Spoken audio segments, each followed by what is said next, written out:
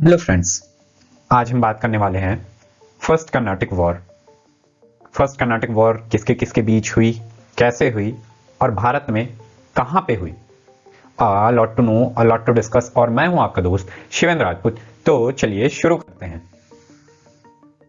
First Carnatic war से पहले हमको यह जानना जरूरी है कि जब 1670 तक आते आते भारत में जो इंपॉर्टेंट ईस्ट इंडिया कंपनी थी, जो ईस्ट से आके भारत में यहाँ पे वेस्टर्न और ईस्टर्न घाट पे लग चुकी थी, तो इनमें जो चार प्रमुख ईस्ट इंडिया कंपनी थी, पहली थी पुर्तगीज ईस्ट इंडिया कंपनी, दूसरा डच ईस्ट इंडिया कंपनी और तीसरा ब्रिटिश ईस्ट इंडिया कंपनी और लास्ट और फाइनल जो कि फ्रेंच ईस्ट इंडिया कंपनी। लेकिन जब चार ईस्ट इंडिया कंपनी इंडिया में आ चुकी थी तो अब इनके बीच ही, इनके मध्य ही लड़ाइयां शुरू हो गई थी। तो फाइनली क्या हुआ कि पुर्तगीज और डच ने सोच लिया कि हमें युद्ध नहीं करना, हम कुछ और उपाय निकाल लेते हैं। तो ईयर 6061 में चार्ल्स सेकंड, ये इंग्लैंड के प्रिंस थे, इन्होंने कैथरीन ब्रंगाजा से शादी कर ली। और जो कैथरीन थी ये डॉटर थी जॉन फोर्थ किंग पुर्तगाल के। मतलब बेसिकली ये हुआ कि इंग्लैंड का जो प्रिंस था उसने पुर्तगाल की जो लड़की थी कैथरीन, उसके साथ शादी कर ली। तो इनके रिलेशन मेंटेन हो गए। तो अब पुर्तगाल और ब्रिटिश इन दोनों के बीच युद्ध खत्म हो गया और Dutch East India Company shifted its base and move to the Indonesia and Malaysia. Basically Dutch ने क्या किया, अपनी जितनी भी जमीन थी इंडिया में उसको ब्रिटिशर्स को दे दी और जो इंडोनेशिया और मलेशिया में जहां पे जितना ब्रिटिशर्स का पार्ट था वो डच ले लिए। तो ये दोनों एक्सचेंज कर लिए, क्योंकि बेसिकली डच लोगों को यहाँ इंडिया में ज्यादा कोई प्रॉफिट नहीं था, उनका प्रॉफिट इंडोनेशिया और मलेशिया में था। वहां से उनको काली मिर्च बहुत ज्यादा मात्रा में मिल रही थी, तो वो शिफ्ट कर दिए इंडोनेशिया और मलेशिया की तरफ। तो चार ट्रेडिंग ईस्ट इंडिया कंपनी से अब सिर्फ दो बेसिकली मेन जो इंडिया में थी ट्रेडिंग कंपनी थी, वो एक थी ब्रिटिश और दूसरी थी क्या कहते हैं फ्रेंच। तो इसके बाद क्या हुआ, कर्नाटिक रीजन देख लेते हैं। बेसिकली पहले हमको यह जानना जरूरी है कि कर्नाटिक रीजन कौन सा है जहां पे ये युद्ध हुआ था, फर्स्ट कर्नाटिक वॉर। तो ये वाला जो कोस्टल एरिया है, इस वाले एरिया को यहां पर से यहां, इसको कर्नाटक एरिया कहा जाता था। इसमें बेसिकली देख सकते हैं आप इंग्लैंड के और फ्रेंच के जो फोर्ट थे, जैसे क्या कहते हैं फ्रेंच का पुलिकट में था, मतलब पुद्दुचेरी में, और इंग्लैंड का देख लीजिए यहाँ विशाखापट्टनम के पास, यहाँ कलकत्ता में। इधर ये इन्होंने अपना पूरा क्या कहते हैं फोर्ट भी बना लिया था। और बेसिकली इस वाले एरिया में, यहाँ पे कर्नाटक वाले में, यहाँ पे मद्रास था। मद्रास में क्या था, ब्रिटिशर्स का राज था और इसके अगल बगल में पुद्दुचेरी में क्या कहते हैं फ्रेंच का राज था। तो अगल बगल में ही थे, तो कॉन्फ्लिक्ट होना तो तय है। तो और इसी टाइम ये जो कर्नाटक वाला रीजन था, ये वाला रीजन यहाँ पे बेसिकली मैं यूज नहीं कर पा रहा हूँ, मेरे पास पेन होता तो बेसिकली हम अच्छे से यूज करते। ये वाला जो एरिया था ये कर्नाटक रीजन था और इसका किंग बनता है 1744 में अनवरुद्दीन। ओके, ये चीज याद रखना जरूरी है। अनवरुद्दीन था इस कर्नाटक वाले रीजन का राजा 1744 तक में। फिर क्या होता है, Austrian war of succession. Karnataka war शुरू होने से पहले हमको यह जानना जरूरी है कि ऑस्ट्रियन वॉर ऑफ सक्सेशन क्या था। तो यूरोप में basically Austrian war of succession मतलब इसकी लड़ाई चल रही थी शक्तियों के पावर्स के लिए। तो फाइनली जाके 1700 क्या कहते हैं 40 में इंग्लैंड भी ज्वाइन कर लेती है ऑस्ट्रियन वॉर को। तो फाइनली फ्रेंच और इंग्लैंड यहाँ पे आमने सामने हो जाते हैं यूरोप में लड़ाई में। तो जाके सन ईयर 1745 में British east India company did an attack on French fleet.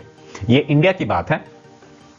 Basically क्या हुआ कि 1740 में ऑस्ट्रियन वॉर ऑफ सक्सेशन में क्या इंग्लैंड ज्वाइन किया, तो फ्रेंच और इंग्लैंड आमने सामने हो गए यूरोप में। तो उसका असर फिर इंडिया में भी दिखेगा, वहां आमने सामने और यहां भी आमने सामने। तो यहां लड़ाई नहीं हुई थी बट वहां लड़ाई हो रही थी, तो उसका असर यहां भी दिख रहा था। तो इंग्लैंड वाले ने बेसिकली ब्रिटिशर्स ने इंडिया में 1745 में क्या कहते हैं एक फ्रेंच फ्लीट, एक फ्रेंच जहाज जा रही थी, उस पर अटैक कर दिया और वो फ्रेंच का जहाज पूरा डूब गया। और this is the beginning of the first Karnataka war. Okay, फिर अब जवाब देना था क्या कहते हैं फ्रेंच वालों को। इंग्लैंड ने तो हमला कर दिया, अब फ्रेंच वालों की बारी थी। तो वो उस टाइम थे फ्रेंच के गवर्नर डुप्ले, बहुत ही बेहतरीन। यदि वो पूरे टाइम रहते तो शायद आज हिस्ट्री कुछ और होती, बट क्या हम आगे देखेंगे कि डुप्ले को बाद में फ्रेंच गवर्नमेंट उनको बुला लेती है। ठीक, तो फ्रेंच के उस टाइम के गवर्नर थे डुप्ले। तो डुप्ले ने इन्फॉर्म किया बॉर्डोनोइस, ये क्या कहते हैं मॉरिशस के गवर्नर थे, वो भी फ्रेंच ईस्ट इंडिया के गवर्नर, लेकिन कहाँ के, मॉरिशस के। तो उनको इन्फॉर्म किया कि जल्दी आ जाओ यहाँ बैटल शुरू करने। तो ये भी अपना क्या कहते हैं बेड़ा लिए और शिप के थ्रू कहाँ पहुंच गए, वेस्ट बंगाल में। तो वहां पे French East India Company capture Madras in September 1746। Okay, तो ये मद्रास का जो एरिया था, यहाँ जो इसका फोर्ट था ब्रिटिशर्स का, स्टीफन जॉर्ज करके जो फोर्ट था, उस पे क्या कहते हैं फ्रेंच वाले पूरा कब्जा कर लेते हैं और ब्रिटिशर्स को वहां प्रिजनर बना लेते हैं। फिर क्या होता है कि ब्रिटिशर्स जो गवर्नर थे वो जाके अब किंग वहां के कर्नाटक के किंग को बताते हैं कि आप हमारी हेल्प करिए।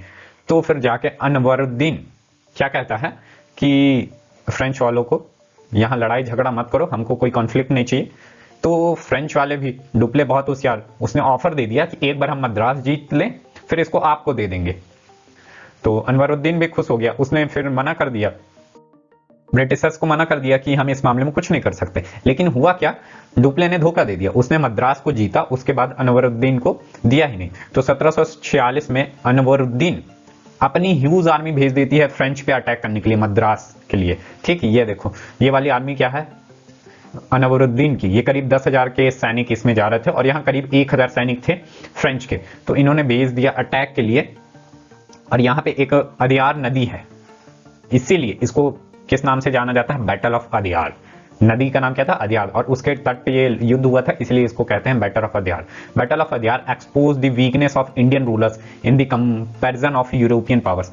अनवरुद्दीन हार गया, बहुत बहुत बेकार तरीके से हारा। तो वो समझ गया कि भाई यूरोपीय पावर से लड़ना है तो हमको मॉडर्नाइज होना पड़ेगा, अपनी टेक्निक मॉडर्नाइज करनी पड़ेगी, ऐसे में तो हम बहुत पीछे हैं। In year 1748 Austrian war of succession ended. तो वहां पे यूरोप में 1748 में ऑस्ट्रेलियन वॉर क्या कहते हैं एंड हो गया था फाइनली जाके। तो जब वहां एंड हुआ तो उसका असर यहाँ भी इंडिया में भी दिखेगा। तो फिर फाइनली जाके ये हुआ कि इंडिया में ट्रीटी ऑफ aix-la-Chapelle की ट्रीटी हुई। तो इसमें ये ज्यादा कंफ्यूजिंग नहीं है, इसमें बस ये हुआ इस ट्रीटी में आपको ये याद रखना है कि जो यहाँ पे लुइसबर्ग था, बेसिकली वो कनाडा में है, तो इस वाले एरिया को ब्रिटिश ने कैप्चर किया था, तो इसको दे दिया गया फ्रांस को। और यहाँ पे जो फ्रांस ने क्या कहते हैं कैप्चर किया था मद्रास को, उसको दे दिया ब्रिटिश को। मतलब जो अपने अपने क्षेत्र थे उसको एक्सचेंज कर लिए। एक बार फिर बता देता हूँ, यहाँ लुइसबर्ग में किसका कब्जा हो गया था, ब्रिटिश का, और यहाँ पे मद्रास में किसका कब्जा हो गया था, तो फ्रेंच का। तो लुइसबर्ग को दे दिया गया फ्रांस को और मद्रास को दे दिया गया वापस से ब्रिटिशर्स को। तो फाइनली यहाँ पे युद्ध विराम हो गया, और इस युद्ध विराम किसके द्वारा हुआ गया, ट्रीटी ऑफ aix-la-Chapelle।